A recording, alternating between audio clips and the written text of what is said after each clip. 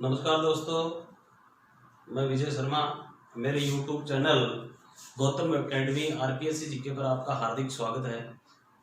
आज हम इसी क्रम में राजस्थान भूगोल में अगला टॉपिक लेके आए हैं, राजस्थान के भौतिक प्रदेश। राजस्थान के भौतिक प्रदेशों के बारे में अध्ययन करते हैं, बात करते हैं। राजस्थान के जो भौतिक प्रदेश है उनको उच्चावच की दृष्टि से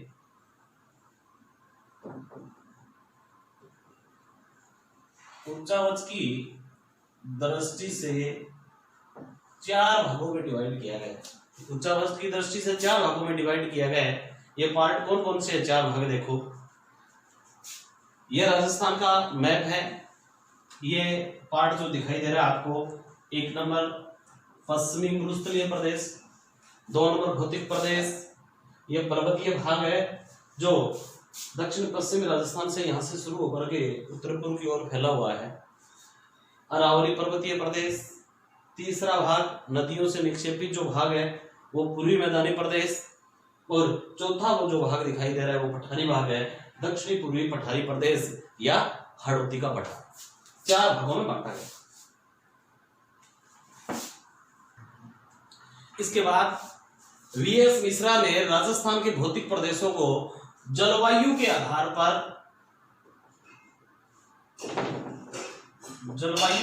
पर 7 भागों में विभाजित किया है।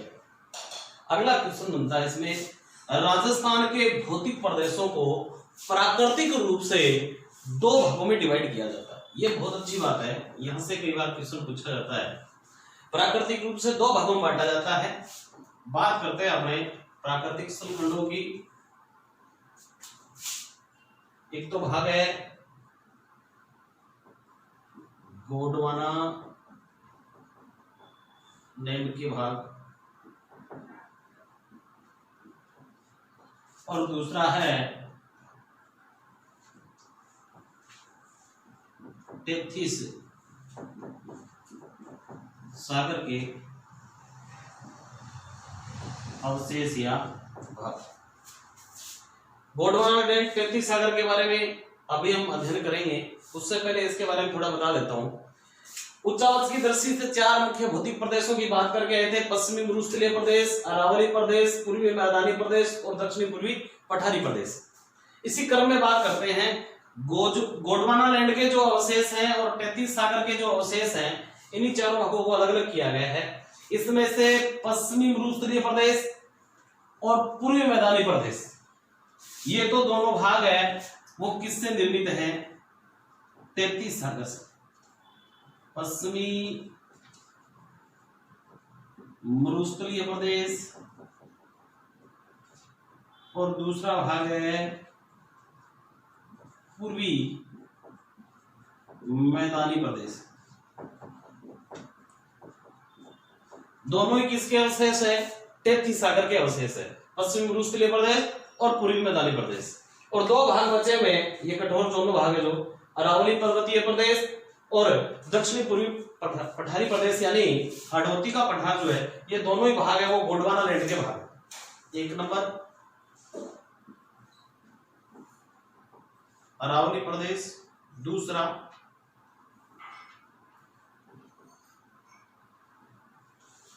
हाड़ौती का पठार। दोनों ही भाग है वो किसके भाग है? गोंडवाना लैंड के। बहुत बार क्वेश्चन पूछा जाता है ये कि कौन सा प्रदेश गोंडवाना लैंड का भाग है, कौन सा प्रदेश 33 सागर का भाग है। तो प्राकृतिक रूप से 2 भागों में बांटा गया, एक तो गोंडवाना लैंड के अवशेष और एक 33 सागर के अवशेष। अब थोड़ी सी बात गोंडवाना लैंड और 33 सागर की कर लेते हैं अपने।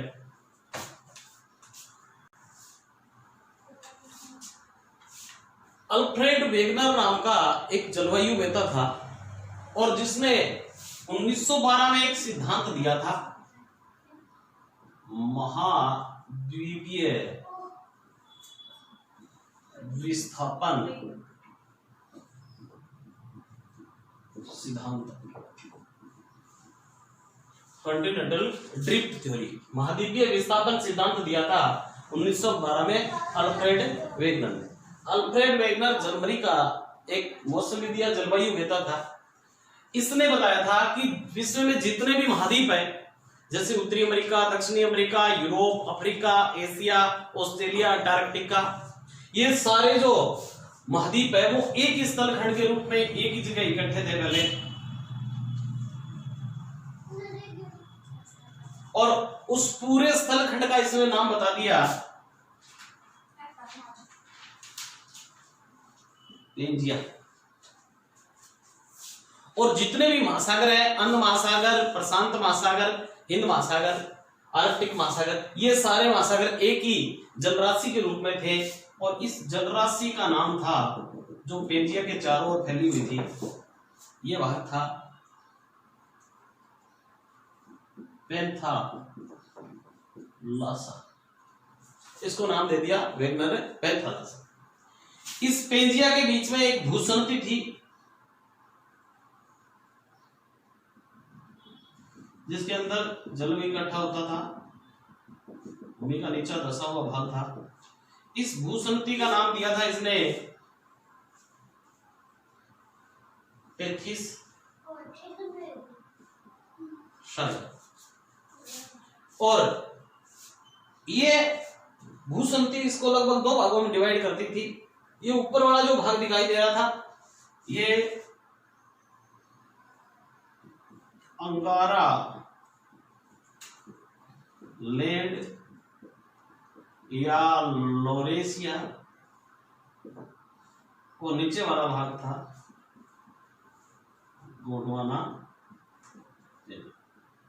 तो अपन ने पश्चिमी भूमध्यसागरीय प्रदेश और पूर्वी मैदान प्रदेश की उत्पत्ति बताई है, वो 33 सागर से बताई है, और अरावली और दक्षिणी पूर्वी पठारी प्रदेश की उत्पत्ति बताई है, वो गोंडवाना लैंड के भाग से बताई।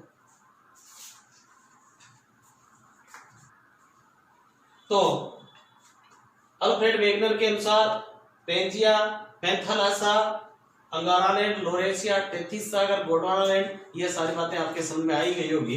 तो इससे संबंधित कई बार ये शब्द यूज में लिए जाते हैं राजस्थान के भौतिक प्रदेशों से संबंधित, तो इनको थोड़ा ध्यान में रखना। आगे चलो अपने बात करते हैं, आगे बात करते हैं हम भौतिक प्रदेशों की। भौतिक प्रदेशों को अगला क्वेश्चन अच्छा क्वेश्चन बनता है कि सीधा अगर क्वेश्चन पूछ लिया जाए कि कौन सा भौतिक प्रदेश बड़ा है या कौन सा भौतिक प्रदेश सबसे छोटा है, इस प्रकार का क्वेश्चन पूछ लिया जाए तो कोई दिक्कत नहीं है। एक बार कई बार क्या होता है, ये याद होते हुए क्वेश्चन गलत होने के चांस कहाँ रहते हैं। देखो कई बार पूछ लिया जाता है कि क्षेत्रफल के आधार पर राजस्थान के भौतिक प्रदेशों को क्रम में व्यवस्थित करो, तो क्रम वो अवरोही भी पूछ लिया जाता है या आरोही भी पूछ लिया जाता है। अपने बात कर रहे हैं अवरोही क्रम की, यानी घटते क्रम की। सबसे बड़ा भौतिक प्रदेश है वो पश्चिमी भूमध्यसागरीय प्रदेश है, और राजस्थान का जो कुल भौतिक प्रदेश है उस भौतिक प्रदेश के 61.11% भाग पर पश्चिमी भूमध्यसागरीय प्रदेश विस्तृत है। दूसरा भाग है पूर्वी मैदानी प्रदेश। जितना भी राजस्थान का भौतिक प्रदेश है उसके लगभग 23% भाग पर पूर्वी मैदानी प्रदेश, और अरावली प्रदेश लगभग 9% भाग पर है, और उसके बाद है हाड़ौती प्रदेश 7% भाग पर। यानी ये अवरोही क्रम है क्षेत्रफल के आधार पर। अगर आरोही क्रम पूछ लिया जाए तो उल्टा पूछ लिया, हाड़ौती 1 नंबर पर आ जाएगा, फिर अरावली, फिर पूर्वी मैदानी प्रदेश और पश्चिमी भूमध्यसागरीय प्रदेश। आगे बात करते हैं, अगली बात करते हैं अपने कि जनसंख्या के आधार पर, किसके आधार पर है? जनसंख्या के आधार पर राजस्थान के भौतिक प्रदेशों का अवरोही क्रम में व्यवस्थित करो। तो सबसे ज्यादा जो जनसंख्या है वो पश्चिमी भूमध्यसागरीय प्रदेश में पाई जाती है। इस भाग में क्यों बड़ा भाग है, और इसमें राजस्थान की लगभग कितना प्रतिशत है?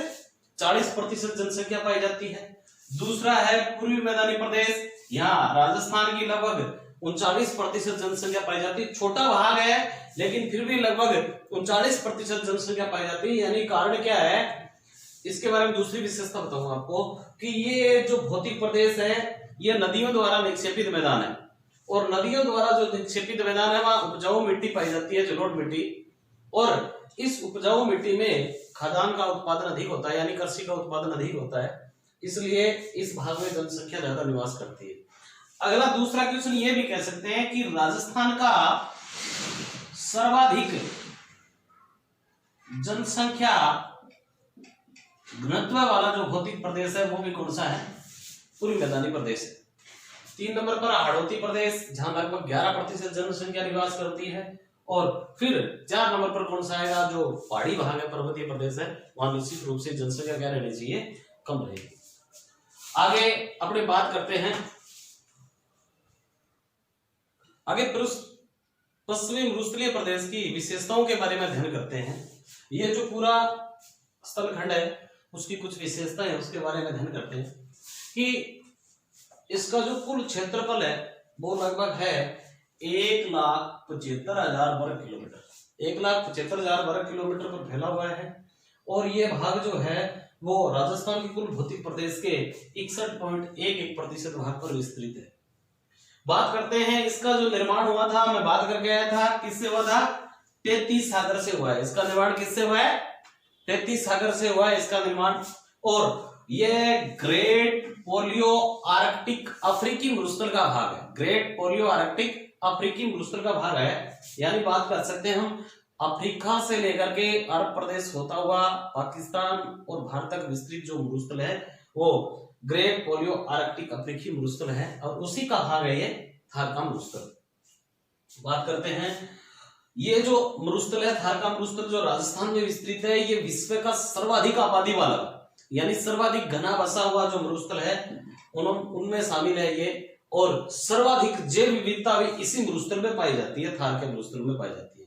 यानी जीव जंतु पेड़ पौधे सर्वाधिक कम पाए जाते हैं, थार के मरुस्थल में पाए जाते हैं। और इसका विस्तार जो है वो राजस्थान के लगभग 12 जिलों में है। 12 जिलों की बात करेंगे अपने, देखो यहाँ बाड़मेर और यहाँ जालौर, पाली, जोधपुर, जैसलमेर, नागौर, बीकानेर, सीकर, झुंझुनू, चूरू, हनुमानगढ़, गंगानगर, ये जो जिले हैं यहाँ पश्चिमी मरुस्थलीय प्रदेश का विस्तार है इन जिलों में, इन 12 जिलों में ये विस्तृत है। मुख्य रूप से यहाँ जो मिट्टी पाई जाती है वो बलुई मिट्टी पाई जाती है। कौन सी मिट्टी पाई जाती है इस भौतिक प्रदेश में, बलुई मिट्टी पाई जाती है। बलुई मिट्टी के बारे में एक मुख्य विशेषता है कि इस मिट्टी का जो निर्माण हुआ है वो बालुका पत्थरों के अपरदन और अपक्षय से हुआ है। यानी बालुका पत्थर अधिक समय तक उनका अपरदन होने से या अपक्षय होने से कौन सी मिट्टी का निर्माण हुआ है, बलुई मिट्टी का निर्माण हुआ है, जो मोटे रेशे की एक मिट्टी होती है, कम उपजाऊ। आगे अपने बात करते हैं इसमें, अपने जिस थार मरुस्थल का जिक्र करके आए हैं, इस थार मरुस्थल की अगर बात करें तो ये थार मरुस्थल राजस्थान में भी विस्तृत है, पाकिस्तान में भी विस्तृत है। यानी ये जो थार मरुस्थल है इसके विस्तार की अगर बात की जाए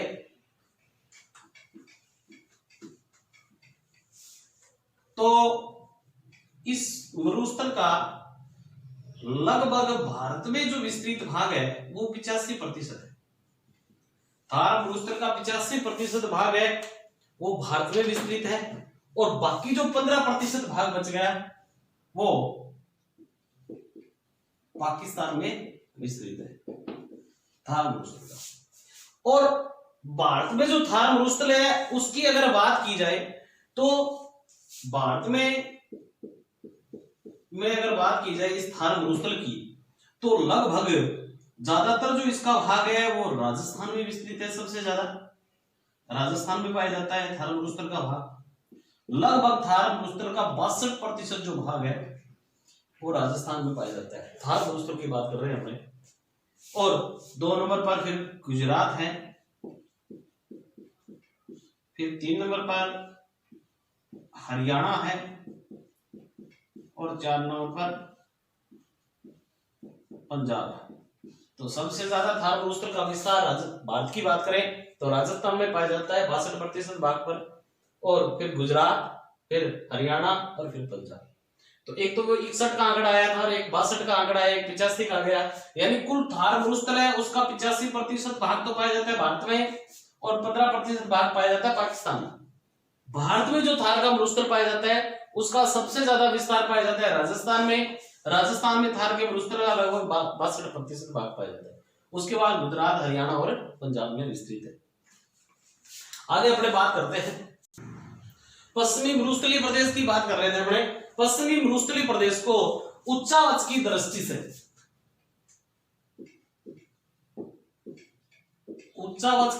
से फिर 2 भागों में डिवाइड किया गया। कौन कौन से भागों में देखो, ये राजस्थान है और यहाँ गुजरात की सीमा लगती है। गुजरात का ये जो क्षेत्र है, यहाँ कच्छ क्षेत्र है। कच्छ की बात करते हैं, कच्छ गुजरात से लेकर के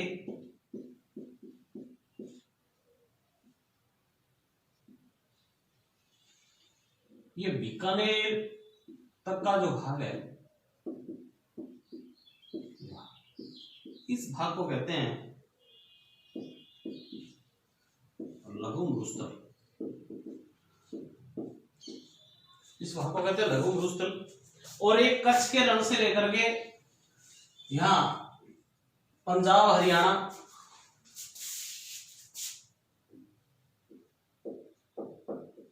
पंजाब या हरियाणा तक जो विस्तृत भाग है, यह है महान मरुस्थल।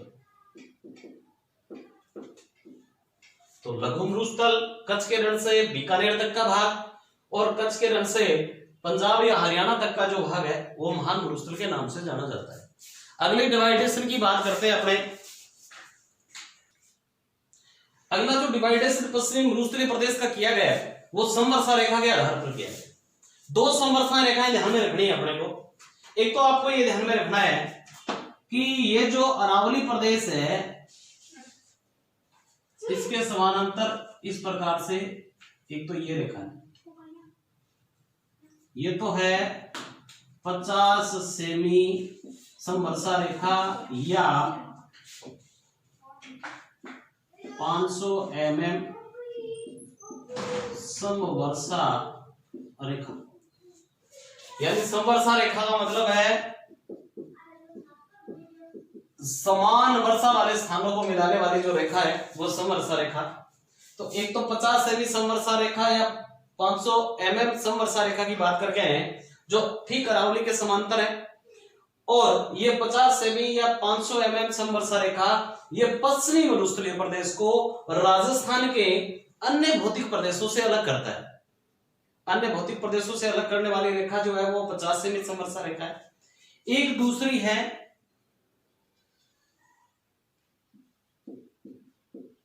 25 सेमी या कह सकते हैं 250 mm समवर्षा रेखा। ये पश्चिमी मरुस्थलीय प्रदेश को 2 भागों में डिवाइड कर देती है। एक तो ये पश्चिम वाला जो भाग बच गया ये शुष्क मरुस्थलीय प्रदेश, और एक 25 सेमी से 50 सेमी के बीच ये जो भाग बच गया, ये भाग इसको बोलते हैं अर्ध शुष्क मरुस्थलीय प्रदेश। तो 25 से बहुत अच्छा क्वेश्चन है, दोनों ही बहुत अच्छी क्वेश्चन है समवर्षा रेखा वाले, 25 सेमी और 50 सेमी समवर्षा रेखा। 25 सेमी समवर्षा रेखा पश्चिमी मरुस्थलीय प्रदेश को 2 भागों में डिवाइड कर देती है, एक शुष्क मरुस्थलीय प्रदेश, एक अर्ध शुष्क। 50 सेमी समवर्षा रेखा पश्चिमी मरुस्थलीय प्रदेश को अन्य भौतिक प्रदेशों से अलग करती है, राजस्थान के अन्य भौतिक प्रदेशों। आज भौतिक प्रदेश के बारे में इतना ही पढ़ेंगे, बाकी पश्चिमी मरुस्थलीय प्रदेश की विशेषताओं के अगली वीडियो में पढ़ेंगे। वीडियो को ज्यादा से ज्यादा लाइक करो, शेयर करो, और अगर सब्सक्राइब नहीं किया है तो उसको सब्सक्राइब करो, घंटी वाला बटन दबाओ ताकि अगला नोटिफिकेशन आप तक आता रहे, पहुंचता रहे और हम प्रेरित होते रहे। और वीडियो से संबंधित या इस मैटर से संबंधित कोई भी सुझाव हो वो कमेंट बॉक्स में जरूर लिखें। धन्यवाद मित्र।